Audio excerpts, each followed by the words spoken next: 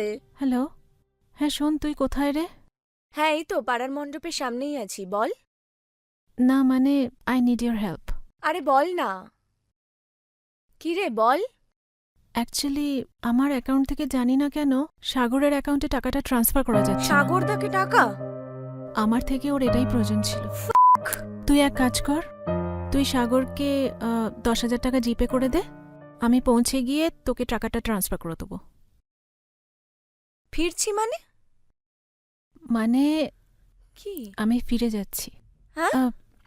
অফিসের আর্জেন্সি, আমাকে ব্যাক করতে হচ্ছে। আমি অলরেডি এয়ারপোর্টের দিকে রওনা দিয়েই দিয়েছি। এয়ারপোর্ট?